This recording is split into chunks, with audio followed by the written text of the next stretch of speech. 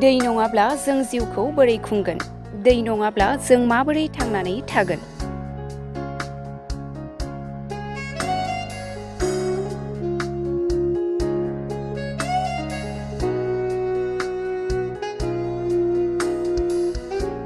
नोंथांमोनहा मिथिगौना? मिथियाब्ला मिथिनानै लानि फै। भारत भुटान सिमना दादगारि हाथिसार ओनसोलनि सुबुंफोरा दैनि आंखालजों मोगा-मोगि जानाङो एबा दैनि आंखालाव थानाङो। दैनि आंखाल जुदि जायो अब्ला सुबुंनि जिउ खुंनाया माबोरै जानो हागौ नोंथाङा दसे सम साननानै नाय। नंगौ, जों बयबो बुजियो एबा मिथियो गोबां खस्थ' आरो दुखुनांथाव जायो। थिग बेबायदि बै भारत भुटान सिमना दादगारि हाथिसार ओनसोलनि माखासे गामिफ्रा दैनि जेंनाजों मोगा-मोगि जानांदों एबा खस्थ' सैनांदों। बे दुखुखौ मिथिनानै EM रनजित बसुमतारीनि मदद आरो हेफाजाब। नंगौ, बाथ्रायाव बुंनाय दं, सोरखारा जेब्लाबो रायजो राजाफोरनि जेंनाखौ सुस्रांनानै होनांगौ।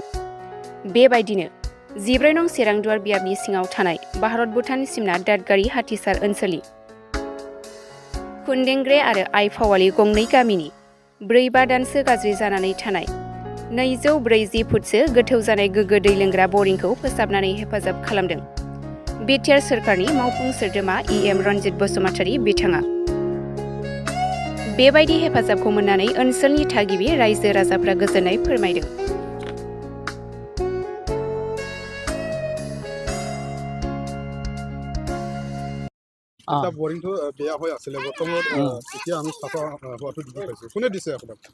रंजीत सरे दिसे।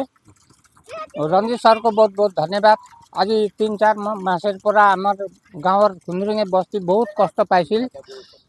পানী আনবা কাৰণে ছাৱা বতাই যে SSB কেম্প যাই লৈ আহিছিল। পানীৰ কাৰণে বহুত কষ্ট হৈছিল আৰু আজি ইমান দিন পিছত 3-4 মাস পিছত আপুনি পানীটো দিল, বহুত বহুত ধন্যবাদ। মানুহ জীৱনটা বাঁচি গেল। আমাৰ এটা খুন্দুৰিঙে বস্তি দাঁতঘাৰী হাতীসাৰ, আপনার বহুত বহুত ধন্যবাদ। আমার এই খুন্দুৰিঙে বস্তি সব মানুহ এই আমার খুন্দুৰিঙে বস্তি লৈ আৰু আমনে সামনে যে পড়োশী বস্তি আছে এগুলা সবাই এই পানিটাই খায়। বিলাক জায়গা পানি নাই, এই পানির কারণে বহুত কষ্ট হয়ে আছিল আমারও।